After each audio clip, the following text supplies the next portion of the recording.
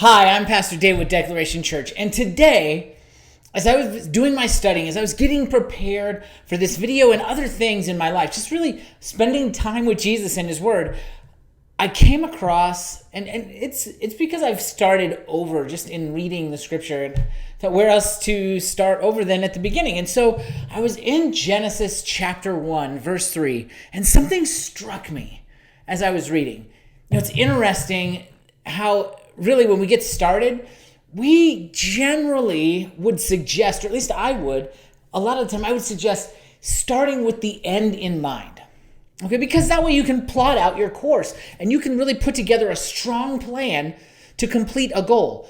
But what's interesting to me is sometimes where you're starting is going to affect that end goal. You can make a goal and you can start with the end in mind, but you've also got to know where you are.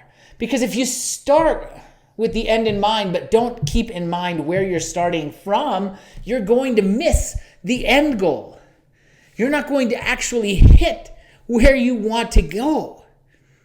You know, if I plan a trip to Chicago, but I say my starting point is Seattle, Washington, and I'm actually starting from Nebraska, I'm going to have a hard time following those instructions because things aren't going to fit where I am today. And it's the same kind of thing. When we are starting with an end point in mind, we also have to consider the beginning because that first step is absolutely crucial. That first step is vital. And so I was looking at that. And we start in Genesis chapter 1, and it starts to talk about the creation process. And the first thing on the first day that God creates is, I think, absolutely crucial for us to understand and really focus on and pay attention to, because it's not some random thing. God is purposefully starting in a spot with an end in mind and starting with this step to get to where He needs to go.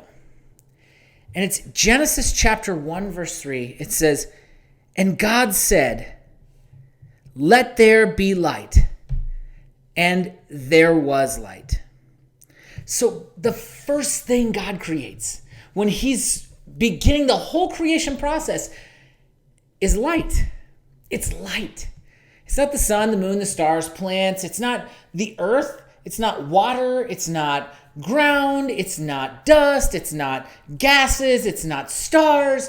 It's not people. It's not animals, no, birds, fish. It doesn't matter. None of those things are first. The first thing God creates is light. And I found that so intriguing because really with light, we're able to do so many more things than we could in the dark. At least the way that we're designed and the way we tend to function as people. You know, when you're in a really dark space, at least for me, when I'm in a really dark space, I kind of have my hands out in front of me and I'm really cautiously moving around. I'm trying to navigate using touch and hearing and those kinds of things. That's really difficult to do when you're used to being able to see. I understand that people who are blind and have vision impairments, that they are very skilled at navigating without being able to see clearly. But for those of us who have good eyesight, we struggle with that because it's not something we're used to. And we need light. It allows us to see things that we should avoid. You know, you're able to see that coffee table there between you and the back door so you don't run into it. You're able to see the things that you can enjoy, the things you want to enjoy in life. You're able to see that delicious chocolate chip cookie that just came out of the oven over on the cookie sheet, cooling as they've just been pulled out of the oven. And you're able to really see that you could enjoy that delicious thing, or any other number of things. Vision and light really allow us so many benefits. It's such a blessing. It's amazing. It's incredible, really, if you think about it. And yet, when we look at creation, and that's where God started, we know as we continue through Scripture that that's not actually the only thing He started with light. You look at John chapter 1, starting in verse 1. John writes, "In the beginning was the Word, and the Word was with God, and the Word was God. He was in the beginning with God. All things were made through Him, and without Him was not anything that was made. So the Word is there in the beginning from the very, very start of creation, which we can tell because it says that God said, "Let there be light," and there was. In him, in the Word, so we know the Word is a person, and it's a him was life, and the life was the light of men. The light shines in the darkness, and the darkness has not overcome it.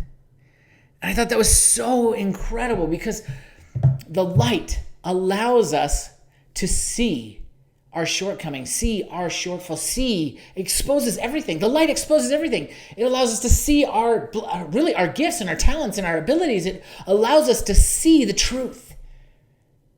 And the light is the Word. The sun that shines every day, that's when the day begins, right? The sun starts to come up and the light begins to warm the earth and it begins to just pierce through the darkness and we're able to see and grow. And it's really, honestly, if I can just wake up as the sun comes up every day, it really actually helps me in the morning to get going. So light is great. But we find in John chapter 8, verse 12, Jesus is speaking and we know who the Word is. We know who the light is. And this is one reason because he says in verse 12 of John chapter 8, it says, "Again, Jesus spoke to them saying, I am the light of the world. Whoever follows me will not walk in darkness, but will have the light of life." You see, Jesus allows us to see where we are. Jesus allows us to see where we're going and what our next steps are. Jesus is there to lead us and guide us from where we are now to where God always intended us to be. Jesus is the light, and he's where we should start.